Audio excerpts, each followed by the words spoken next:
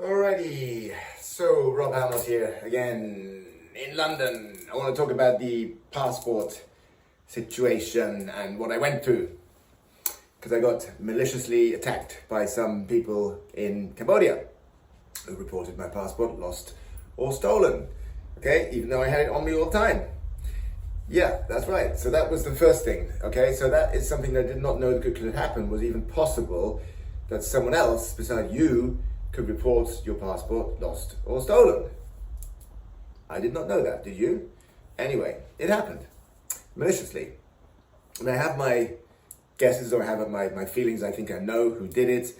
I think it was the former landlord that I was renting from, who had a problem. Well, didn't have a problem with me, but the owner of the building, the restaurant owner from Germany, who owns La Cosette in Phnom Penh, had a problem with me because I posted something about his restaurant. It wasn't bad, it just said it wasn't the best, something like that, because I talked the truth.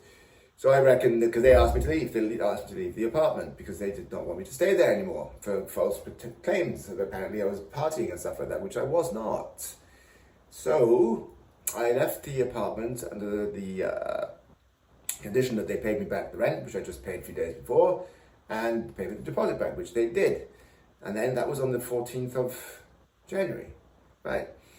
And then I go away for a few days to Siem Reap, and then I come back, and on the 21st of January, I go to the Philippines to go somewhere else for 2-3 months to make more content. As I arrived in the Philippines, I got blocked, could not go through. I was detained, stopped, and I was returned. I had to fly by a ticket back to the UK to get a new passport. So that was a malicious act, a crime, theft, disgusting, identity theft, and that's horrible.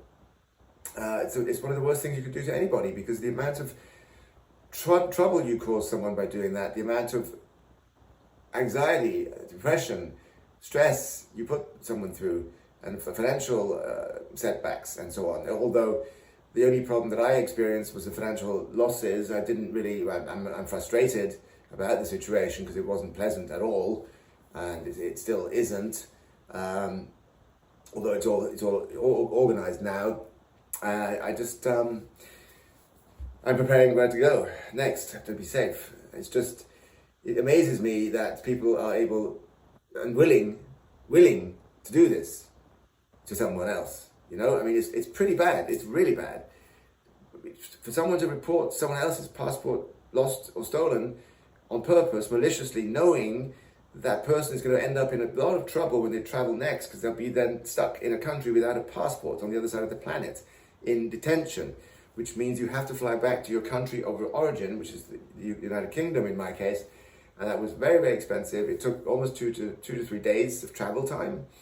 Okay, Cambodia, Manila, Doha, London. It was horrible, all in one go. And the passport office situation and the Home Office here in the UK, they should not have ever allowed this to happen. Because why? They saw that the report did not come from me. They saw that the report was either made anonymously or from someone else.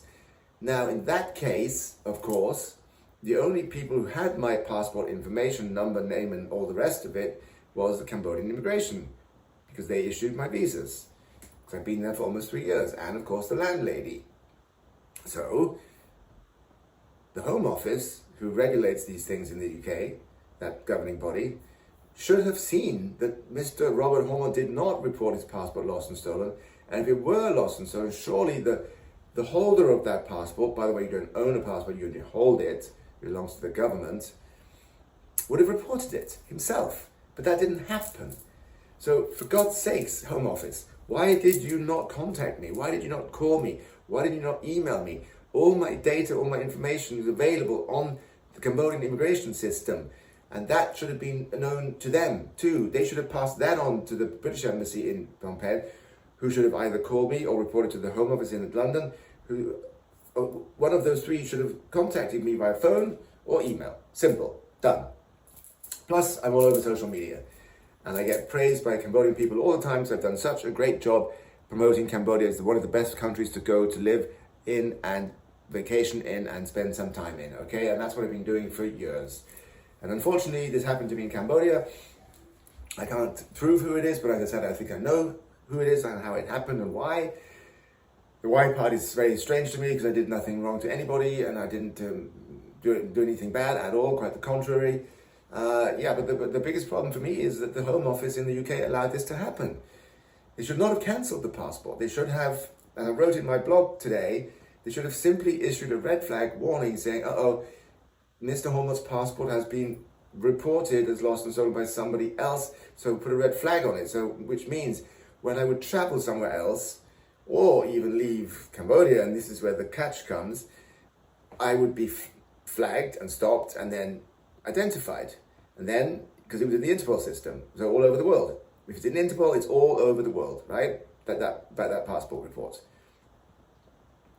So, that did not happen. When I left Cambodia, my passport was scanned, my fingerprints were taken, and a photograph was taken too. And the lady at the immigration desk said, "Have a nice vacation.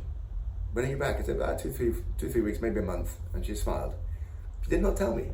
She saw the red flag. She saw the passport reported by Interpol as lost or stolen, which making it invalid. So she was not allowed to let me leave the country. In fact, she should have sent me back because I hadn't crossed through the border yet. You see? And this is all where it all gets fishy and stinky, because it's clear from that point on that I was set up. Because the immigration officer was clearly able to read on the screen the situation, the Interpol report, but she did not tell me, or she was told to not tell me. This is what I'm guessing. I don't know. Or she was careless and didn't see it. That could also be a possibility. But I highly doubt it, because they're looking at their computer screen all the time, and if some Interpol thing is in there, it boom, boom, it flashes and pops up, just like it did in the Philippines when I arrived in Manila. It took no longer than maybe 25 seconds or 30 seconds for the lady to stop and say, "Oh, we've got to have a double check on this. There's a report on your passport as it being lost and stolen." I said, "Well, it's not. It's here in my hand. Look, you've got it right there. It's not lost or stolen."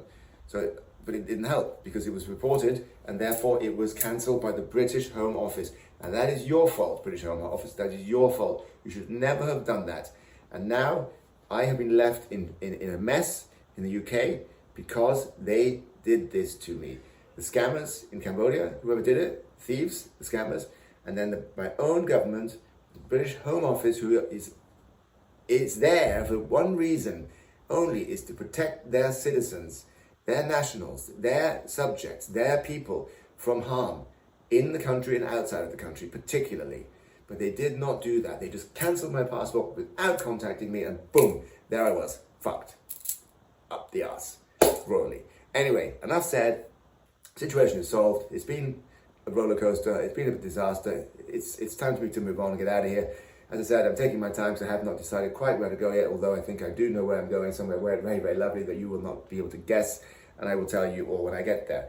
All right then, enough about me, about all this rubbish. Let's move on and let's be happy and let's have fun and let's be strong forever, okay? Yes, let's make everyone great again, and I'm going to make myself stronger and stronger and stronger again. Whoever did this to me, you are an idiot, and you are going to get this paid back fully, and I will find you and I will get you and I'll make sure that you paid for it.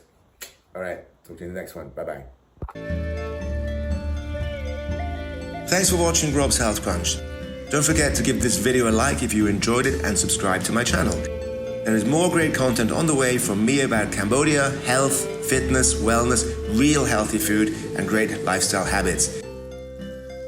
Don't forget to enable notifications so you'll know when the latest video is posted. Until then, here's some other great content I think you will enjoy.